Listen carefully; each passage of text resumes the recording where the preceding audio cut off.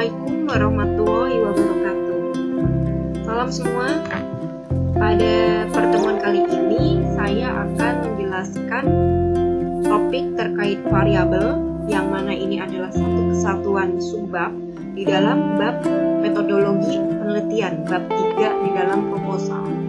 Di dalam bab metodologi penelitian ini terdiri dari beberapa subbab, biasanya terdiri dari variabel dan definisi operasionalnya, kemudian metode teknisnya, metode empirisnya, persamaan ekonometrikanya.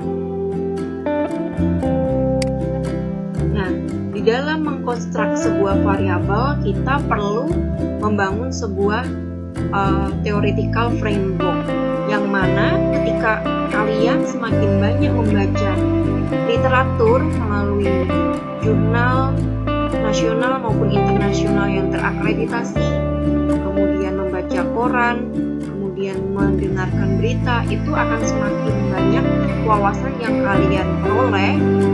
Lalu kemudian dari wawasan isu-isu yang ada itu, kalian dapat investigasi untuk mengerucut kepada sebuah sumber pokok permasalahan yang kalian ambil.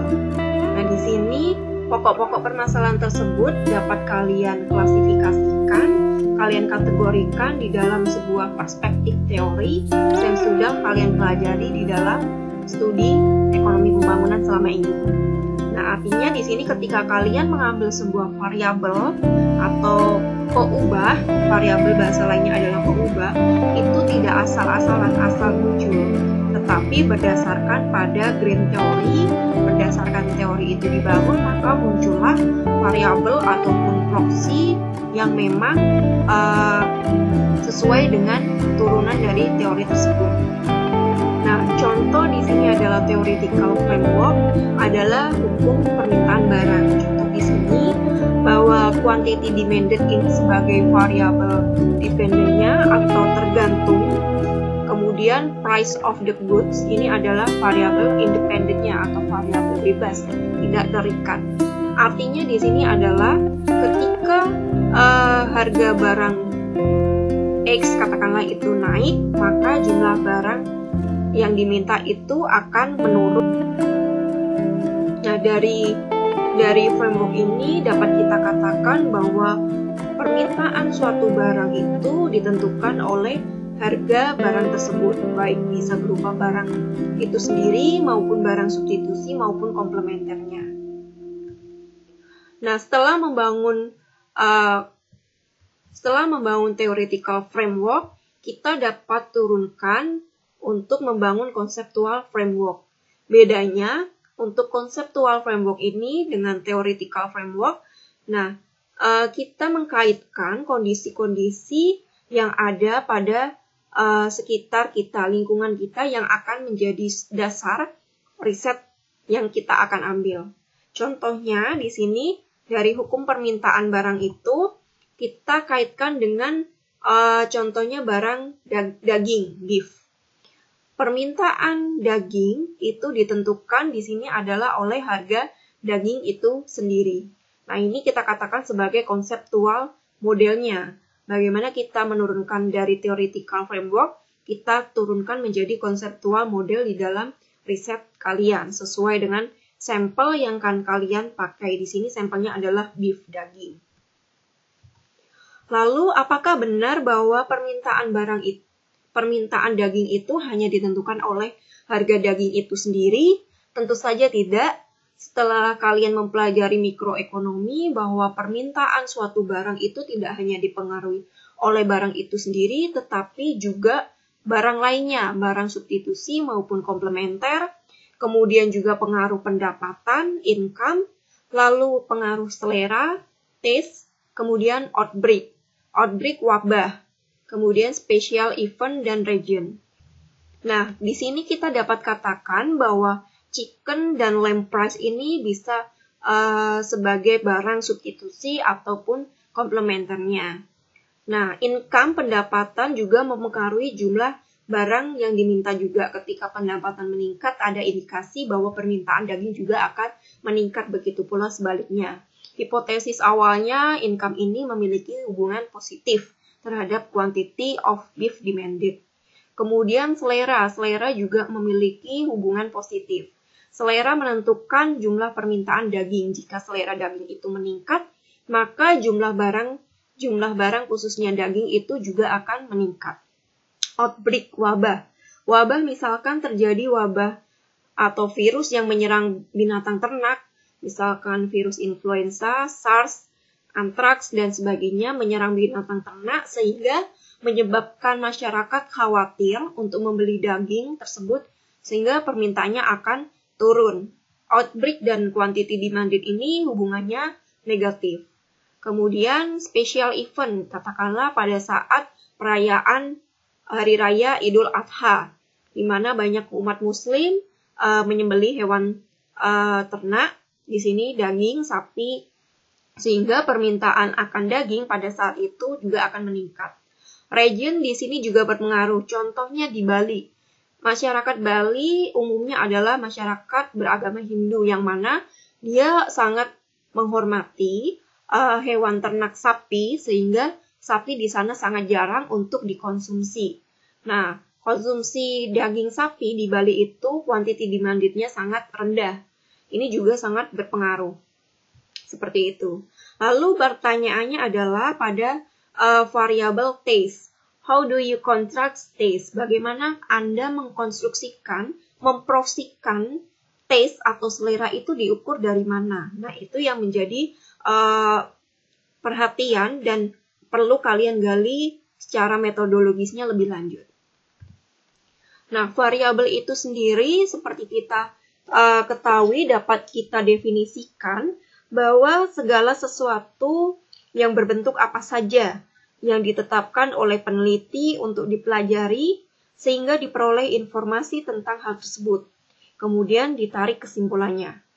Menurut H.N. Faraday, tahun 1981, dia mendefinisikan variabel itu adalah sebuah atribut seseorang, sebuah objek yang mempunyai variasi antara satu orang dengan yang lainnya, satu objek dengan yang objek lainnya. Kata kuncinya di sini variabel adalah variasi. Adanya variasi antara data satu dengan lainnya. Jika tidak ada variasi, maka kita tidak dapat menggunakan data tersebut. Nah, contohnya di sini ada gender, kemudian ada test score, kemudian bobot atau weights, contoh variabel. Kemudian untuk klasifikasinya, variabel itu sendiri dibagi menjadi dua, yaitu variabel kualitatif dan variabel kuantitatif. Variabel kuantitatif sendiri kita bagi menjadi dua juga, menjadi data discrete dan data discrete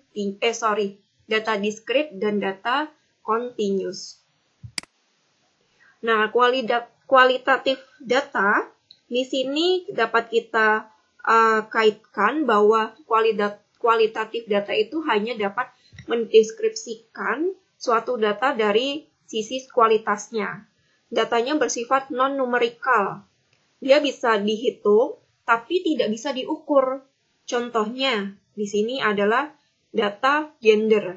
Data gender itu laki-laki, perempuan. Kemudian marital status, datanya berupa married, unmarried. Geographical region, datanya bisa berupa Jawa Tengah, Jawa Timur, atau per kabupaten maupun per kota. Job title bisa bekerja sebagai dokter, nelayan, petani, dan sebagainya. Datanya berupa label, bukan numerik. Bisa kita hitung, misalkan di dalam kelas EPB terdapat 12 laki-laki dan 28 perempuan mahasiswa. Seperti itu. Kemudian, untuk kuantitatif data, karakteristiknya data tersebut memiliki frekuensi dan dapat diukur. Nah, data kuantitatif ini dibagi menjadi dua, yaitu data discrete dan data continuous. Nah, data discrete ini dapat kita artikan, data discrete itu adalah variabel yang berupa data pengkategorian atau membedakan atau mengelompokkan jenis tertentu. Ini hampir mirip dengan data pada kualitatif yang berupa label. Biasanya data discrete ini didapat dari hasil menghitung. Data variabel discrete ini bersifat nominal atau data dikotomi. Contohnya tadi, misalkan Anda mengkategorikan laki-laki sebagai angka 1 dan 0 sebagai perempuan. Bisa juga data 1 sebagai pekerja di bidang pertanian, 0 untuk di bidang non pertanian. 1 untuk jawaban yang benar, 0 untuk jawaban yang salah. Jadi datanya itu berupa label 0 atau 1. Biasanya kalau di dalam ekonometrika kita kenal sebagai data dummy, variabel dummy. Nah, di sini contohnya number of employees of a company, jumlah pekerja di dalam pabrik, perusahaan. Jumlah jawaban benar atau salah. Benarnya kita kategorikan sebagai angka 1, yang salah kita kategorikan sebagai angka 0. Jumlah partisipan di dalam sebuah program. Lalu bedanya di sini data continue. Data ini merupakan variabel yang datanya bisa dioperasikan secara matematis. Datanya bisa berupa pecahan maupun desimal. Kalau yang discrete ini datanya nggak bisa pecahan, nggak mungkin dong. Jumlah mahasiswa di EP 2019 ada 27,5. Itu kan satuannya orang, nggak mungkin jumlahnya pecahan atau ganjil, harus berupa bilangan bulat di dalam discrete ini. Sementara kalau data continuous, datanya itu bisa diukur, itu bisa pecahan. Misalkan nilai rata-rata ekonomi pembangunan angkatan 2020 adalah sebesar 7,5. Tinggi rata-rata mahasiswa di EPB 2020 adalah sebesar 170 cm, katakanlah seperti itu. Contohnya income, age atau usia di sini. Nah, di dalam data continuous ini kalian juga dapat digolongkan lagi ada jenis data lainnya, misalkan data ordinal, data interval, dan rasio. Bisa kalian ulas balik lagi ini di dalam pelajaran ekonometrika. Data ordinal itu contohnya data peringkat. Peringkat 1 lebih baik daripada peringkat 2. Lebih baik juga daripada peringkat 3. Contoh data interval di sini contohnya adalah skala Likert antara 1 sampai 5. Tingkat kepuasan mahasiswa terhadap perkuliahan, metodologi penelitian, misalkan seperti itu. Skalanya Likert, misalkan 1 sampai 5, 10 sampai 100. Nah, itu disesuaikan sesuai keinginan si peneliti.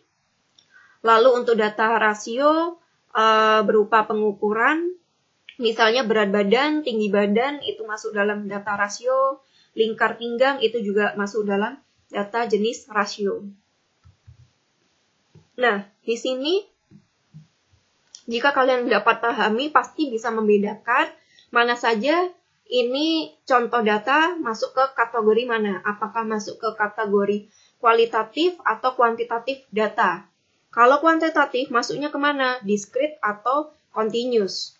Nah, yang pertama adalah contohnya score on a placement exam. Nilai ujian. Nilai ujian ini masuk ke data apa? Kualitatif apa kuantitatif. Nah, kemudian yang kedua preferred restaurant atau jumlah restoran yang diminati. Jumlah utang, tinggi, gaji, kemudian durasi waktu untuk menyelesaikan tugas, jumlah aplikan, kemudian juga jumlah ethnic origin. Nah, untuk yang pertama, score on a placement exam, ini karena datanya berupa angka, nilai, maka masuk ke dalam data kuantitatif. Masuknya kemana? Discrete or continuous? Bisa diukur nggak nilai exam ini? Ternyata bisa, maka masuk data kuantitatif untuk kategori data continuous. Kemudian preferred restoran. Jumlah restoran ini bisa diukur nggak sih? Atau hanya cuma bisa dihitung? Ternyata jumlah restoran yang diminati mahasiswa EP itu ternyata jumlah restoran ini masuk ke dalam data kualitatif karena hanya cuma bisa dihitung, tidak bisa diukur. Kemudian jumlah utang dalam dolar ini masuk kemana? Karena jumlah utang ini kita bisa ukur, maka masuk dalam data kuantitatif untuk jenis continuous. Kemudian untuk tinggi badan ini masuk ke dalam data kuantitatif, bisa diukur? Bisa, maka masuk ke dalam data continuous. Gaji masuk kemana? Sama dengan tinggi badan. Gaji ini juga masuk data continuous untuk kuantitatif. Kemudian untuk length of time to complete a task, durasi waktu yang dibutuhkan untuk menyelesaikan tugas ini masuk ke continuous. Yang discrete yang mana? Yang ini, jumlah applicant, jumlah pelamar. Di sini nilainya bisa dihitung tapi tidak bisa diukur. Ini masuk dalam data kuantitatif discrete. Kemudian data ethnic origin ini masuk di dalam data kualitatif. Dia berupa label suku Jawa, suku Sunda, suku Betawi, seperti itu. Nah, ini jawabannya ya. Ini masuk continuous, kualitatif, continuous, kemudian continuous, yang discrete hanya number of applicants, ethnic origin masuk data kualitatif.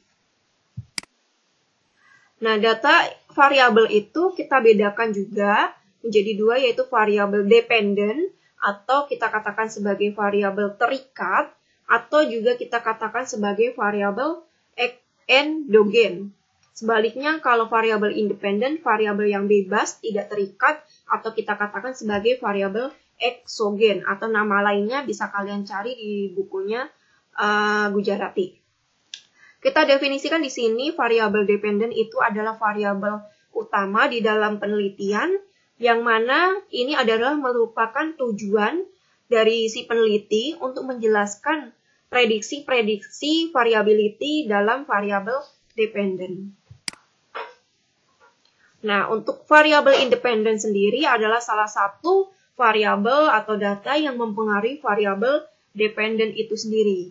Bisa pengaruhnya positif, bisa juga pengaruhnya negatif. Variabel independen ini bisa kita hipotesiskan nanti apakah hubungannya berpengaruh signifikan atau tidak. Lalu kemudian kalau signifikan itu hubungannya seperti apa? Apakah hubungannya positif, apa negatif? Kalau hubungannya positif artinya ketika variabel independen itu meningkat, maka berpengaruh pada variabel dependennya yang meningkat pula. Sebaliknya kalau hubungannya negatif, kenaikan pada variabel independennya akan berpengaruh penurunan pada variabel dependennya. Di sini contohnya variabel dependen adalah stock market price, harga pasar saham. Variabel independennya adalah new product success. Artinya new product success ini adalah salah satu faktor penentu yang mempengaruhi variabel dependen, yakni harga pasar saham.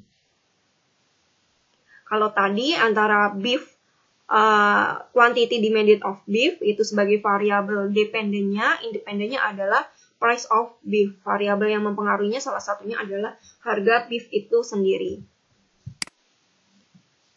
Nah, selain kita mengenal ada variabel dependent dan independent, kita juga mengenal di dalam metodologi penelitian ini ada variabel moderator.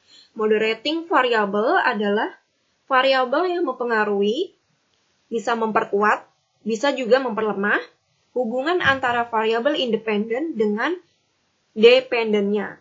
Variabel ini disebut juga sebagai variabel independen kedua.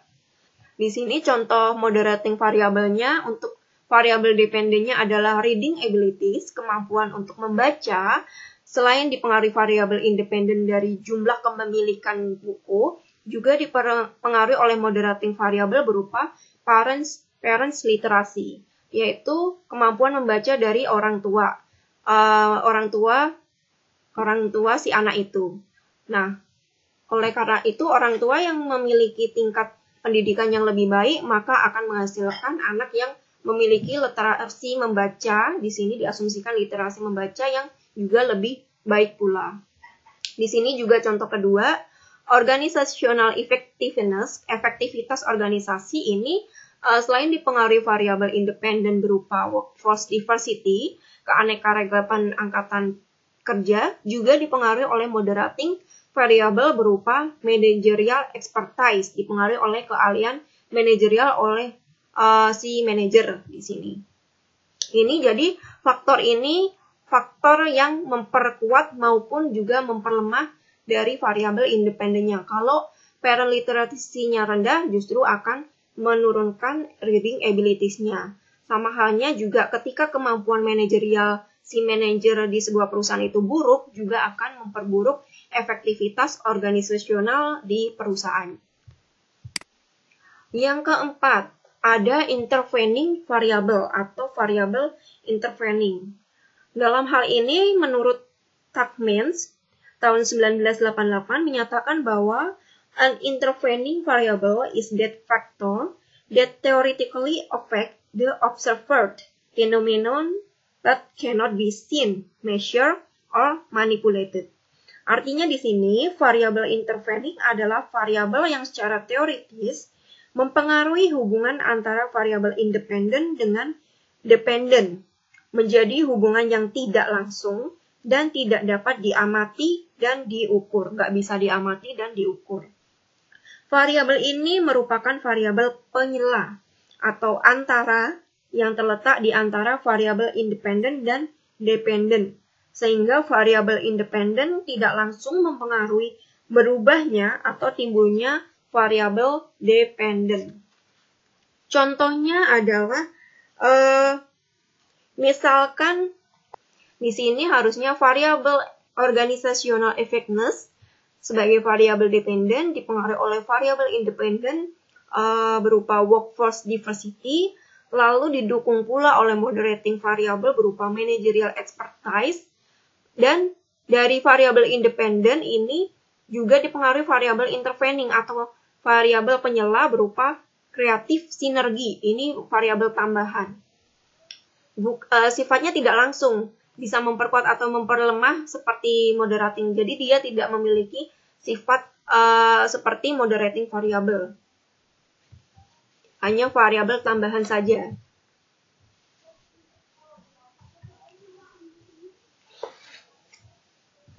Oleh karena itu, theoretical framework itu sangat penting, sangat urgent dan menjadi fondasi kalian dalam menyusun sebuah research project. Ini adalah dasar bagaimana cara kalian membangun logically, secara logik, grand teori tersebut, kemudian kalian describe dan elaborasikan, lalu asosiasikan dengan variabel-variabel terpilih yang kalian akan gunakan. Lalu kalian proses melalui interview, observasi, dan studi literatur. Komponen-komponen di dalam theoretical framework ini ada 4 yang paling utama. Yang pertama adalah variabel ini yang kalian gunakan harus relevan sebagai studi yang seharusnya secara jelas dapat diidentifikasi dan dapat diidentifikasi dan terlabel untuk dapat dianalisis selanjutnya. Kemudian discussion atau analisis ini seharusnya menyatakan bagaimana dua atau beberapa variabel yang kalian gunakan itu berrelasi atau berhubungan satu dengan yang lainnya. Variabel yang kalian gunakan seharusnya ini menjadi faktor yang penting untuk mengkaitkan keterkaitan hubungan atau keberadaan variabel independennya, apakah berpengaruh, apakah tidak berpengaruh terhadap variabel dependennya, berpengaruh signifikan, apa tidak signifikan. Kemudian yang ketiga adalah jika secara alamiah atau secara aturan hubungan dapat diteoretikan sebagai basis of the findings dari penelitian sebelumnya, maka selanjutnya ini dapat diindikasikan dapat diindikasikan dan dianalisis keterkaitan hubungan variabel tersebut, apakah hubungannya positif atau negatif. Jadi setelah kalian menggali grand theory yang akan kalian gunakan, di bab 2 kalian sudah mengeluarkan hipotesis atau jawaban sementara. Nah, nanti di jawaban sementara bagaimana kalian untuk membuktikan itu memiliki hipotesis positif atau negatif, di bab 3 ini kalian jawab dengan model empirisnya, model matematisnya seperti apa, model ekonometrisnya seperti apa. Kemudian yang keempat, there should be a clear explanation of way we would expect this relationship to exist. Kita seharusnya dapat mampu menjelaskan secara jelas mengapa kita mengekspektasikan hubungan itu ada di dalam model yang akan kalian gunakan. Argumennya yang kalian gunakan ini juga berdasarkan pada previous research atau studi sebelumnya. Nah, ini grand theory selain dari teori buku yang ada, kalian memperluasnya melalui research study, melalui belajar dari jurnal-jurnal terdahulu. Kemudian yang terakhir, yang kelima adalah schematic diagram of the theoretical framework should be given so that the reader can visualize the theorized relationship. Nah, di sini di bab 2, kalian bangun model yang akan kalian bangun itu ke dalam framework, istilahnya bagan alur kerangka berpikir kalian itu seperti apa. Kalian bangun susun dari pokok permasalahan, kemudian gap problemnya di situ seperti apa, kemudian tujuan dan pertanyaan penelitian yang ingin dijawab seperti apa, lalu bagaimana cara untuk menjawab research goals kalian dengan cara metodologinya ini. Itu harus secara clear. Bentuknya berupa bagan alur gitu. Roadmap. Nah, di sini contohnya tadi ya, hubungan antara keterkaitan variabel dependent, independent. Ini ada variabel intervening, contoh lainnya. Nah, yang selanjutnya adalah bentuk-bentuk grafik pada kuantitatif data. Bentuknya macam-macam, ada grafik histogram, stem and leaf plots, dot plots, box plots, x and y, scatter plot, dan macam-macam lainnya untuk dua variabel. Bentuknya seperti apa? Contoh simpelnya ada pie chart. Nah, ini bentuk untuk cocok untuk data melihat share atau pangsa pasar atau kontribusi sebuah data. Seberapa besar sih kontribusi atau share konsumsi rumah tangga di dalam GDP nasional? Ini bisa kalian gunakan grafik, kita pilih berupa pie chart. Jadi, dalam membangun atau membentuk grafik itu tidak asal-asalan. Grafik mana sih yang cocok sekiranya untuk menjelaskan atau memperkuat data yang kalian bangun? Ini cocok untuk data share atau kontribusi atau pangsa pasar. Ini adalah bar chart. Contoh dari bar chart, misalkan di sini adalah pertumbuhan ekonomi per wilayah. Yang hijau ini area timur, east, yang biru adalah west, barat, dan north, utara. Pertumbuhan ekonomi di wilayah timur, ini kita gambarkan yang warna hijau ini per kuartalan, kuartal 1, 2, 3, dan 4. Trennya ternyata meningkat, namun di kuartal keempat turun secara drastis.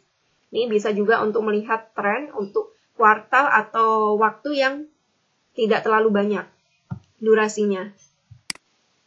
Ini histogram. Histogram hampir mirip dengan bar chart, namun bedanya di sini kalau histogram itu antara bar satu dengan bar lainnya ini bersinggungan, berhimpitan seperti ini, mepet. Ini untuk melihat frekuensi, misalkan skor nilai rata-rata, skor nilai di mahasiswa ekonomi pembangunan menurut jumlah frekuensinya seperti ini. Kemudian box plot, ini untuk menggambarkan biasanya saham atau pasar uang, pasar saham lainnya. Selanjutnya ini adalah korelasi. Korelasi ini mendeskripsikan hubungan antara dua variabel, dua atau lebih variabel.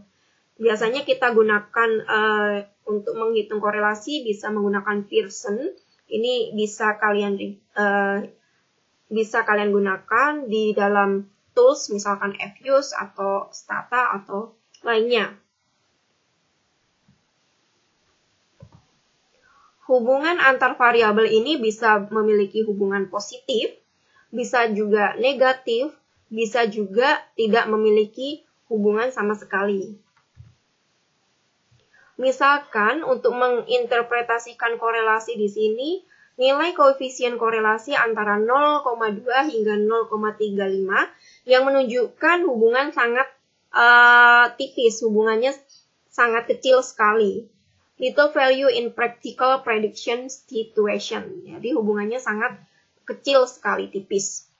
Kalau nilainya 0,5, ini korelasinya masih rendah, tapi 0,65 sampai 0,85 ini masuk group prediction that are good. Ini masuk yang korelasinya cukup tinggi untuk dikategorikan baik juga, cukup tinggi untuk kategori good. Nah, jika lebih dari 0,85, korelasi ini memiliki hubungan antar variabel ini memiliki hubungan yang cukup erat antara dua variabel maupun lebih. Nah, perlu diingat di sini bahwa korelasi dan regresi itu berbeda. Even a high correlation coefficient does not establish a cause and effect relationship. Nah, ini jawabannya. Korelasi itu tidak bisa membuktikan hubungan sebab dan akibat. Yang mampu menjelaskan hubungan sebab akibat bukan dengan korelasi. Karena korelasi hanya untuk melihat keterkaitan saja antar variabel. Ketika variabel A memiliki hubungan positif dengan variabel B, artinya ketika variabel A naik, maka variabel B juga akan naik trennya. Sebaliknya ketika variabel A memiliki hubungan negatif dengan variabel B, contohnya ketika variabel A naik, maka tren variabel B akan turun. Tapi tidak bisa menjelaskan hubungan sebab akibat. Seberapa besar pengaruhnya? Nah, itu baru kalian jawab dengan metode lain, bisa berupa regresi. Untuk melihatnya, bisa kalian lihat dari nilai square root-nya. Juga kita lihat dengan scatter plot-nya. Grafik scatter plot-nya apakah memiliki keterkaitan erat dengan titik-titik yang lain. Least square line. Ini bisa juga menggunakan garis R-square. Make prediction of the dependent variable from independent variable yang mendeskripsikan relationship between two variables. Nah, ini contoh variabel yang memiliki positif relationship. Ini arah titik-titiknya, dotnya itu mengarah ke kanan atas. Secara berkumpul dia arahnya mengarah ke kanan atas. R will be a positive number. Kemudian untuk yang hubungan negatif, scatter plot-nya, nilai dotnya itu dia akan menurun gambarnya. R-nya juga akan bernilai R-nya juga akan bernilai negatif. Oh iya, untuk melihat korelasi bisa kita lihat dari nilai R, bukan R square, sorry. Untuk R square itu untuk melihat nilai seberapa baguskah goodness of fit untuk model regresi. Yang kita pilih juga bukan R square, tapi yang R square adjusted. Nah, itu alasannya bisa kalian cari di pelajaran ekonometrika. Demikian presentasi dari saya, pemaparan dari saya. Kurang lebihnya bisa kalian baca dan ulas kembali. Terima kasih. Assalamualaikum warahmatullahi wabarakatuh.